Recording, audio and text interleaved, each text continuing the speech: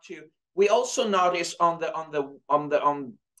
social media, because the company has spent a lot of money for those so-called influencer. But yes, now we understand that influencer are not, many times real influencer, because they pump their numbers. They magnify themselves, with the result that then it doesn't translate in more clientele for the company, or more attention, or more branding for the company, but it's just a waste of money. But that's a process that we're starting understanding now. What's your take on it? My idea is, of course, it depends about the influencer and depend about the real target of the company, because most of the time the influencer is not aligned to the need of the company, because they are focused on a different target.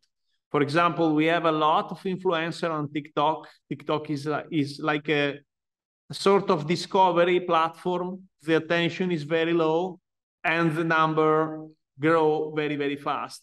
But the audience of TikTok is in Europe very young, and the attention is very, very, very low. So if you choose your influencer on TikTok, of course you have some results, but you are wasting a lot of time, energy, and unfortunately also money.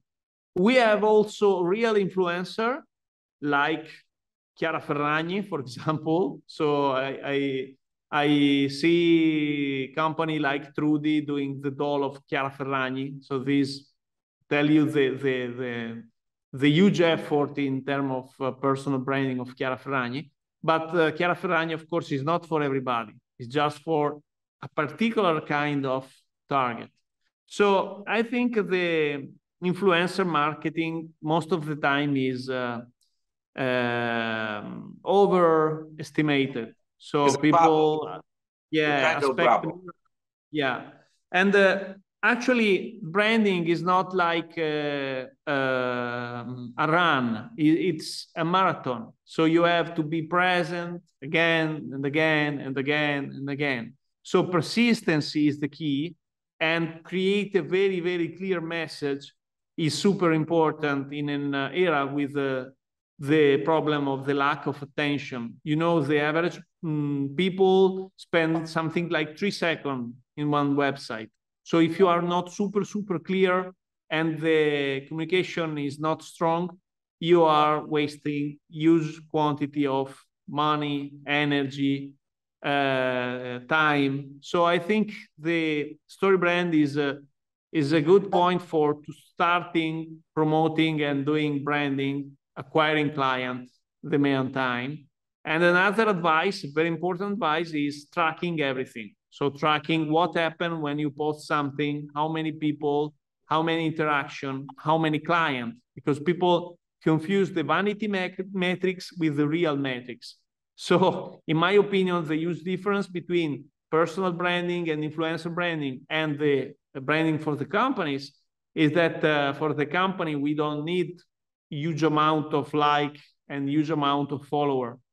What really matter is money. So how much money are we gaining with this campaign? How much money we are doing with this strategic campaign of communication in the social? How much money we are doing this particular kind of action? For the influencer is a totally different kind of game. Of course. So what count are the follower. But when you confuse these two different metrics, you are making a huge mistake. Okay. I know I have to ask you. I've known you for so many years because you wrote so many books about memory.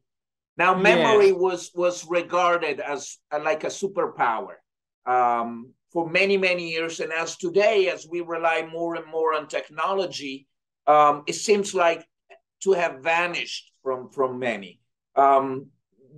What's your take on it? I mean, you know so much about memory, and you've done such an extensive research.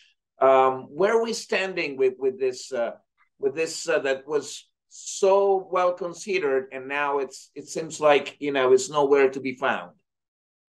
Yes. So I finished today to prepare the launch of my new book. It's called The More Memory book in the United States. So the memory is my field. It was my field for many, many years. And I started to have an interest for communication and branding just to launch my business at first. And then many company ask me how to launch their brand, and I start branding for the company. But the memory is the starting point. Yeah, it is a passion.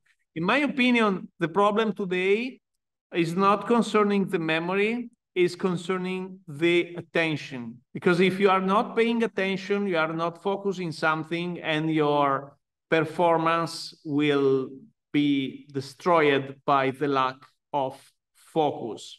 So when you jump from a task to another, for example, you check your email, then you do something, and you answer your phone, you text message, and you are doing many things together, you are wasting something like 40% of your mental energy for achieving results. So in my opinion, the future of the memory will be different. I am writing a new book. It's called Neurogenesis for rejuvenating your brain. But the real secret is to stay focused in just one thing for 20, 40 minutes and then change.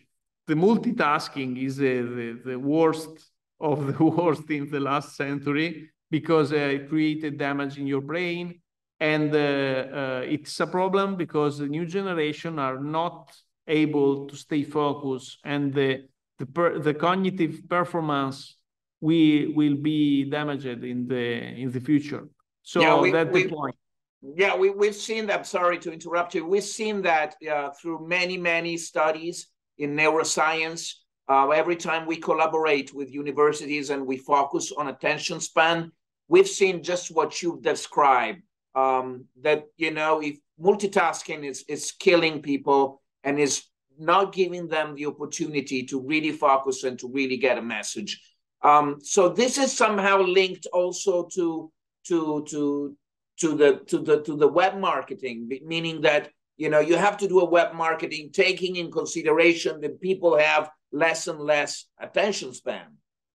Definitely. The problem of the multitasking is inside the neurology of the brain.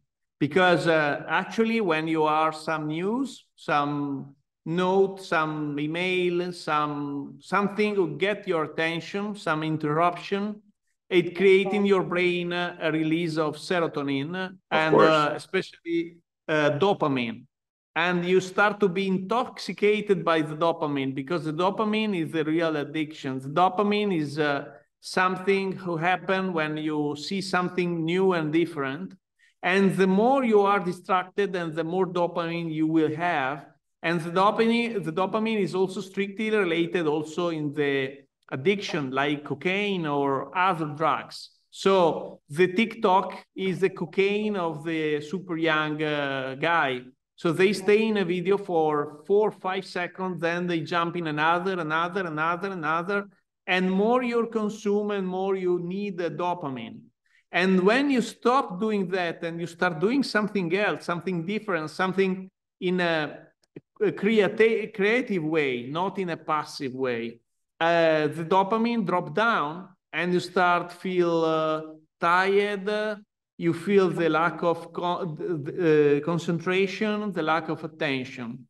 The only solution is create content for grab your attention, because the story brand help you to create a story in your marketing, and putting the people as the hero of the story, you get the attention, the curiosity, and the concentration of the consumer. That is the real secret behind the story brand. For example, if you look Netflix, you can stay focused for 6 hours in an entire series of Netflix if you are interested, of course. Yeah. But if you are consuming boring tests like something like my iPhone is the best ever, you start be bored and you go away immediately. So the story are the future and are the only possibility for grabbing the attention and maintaining this attention in the time.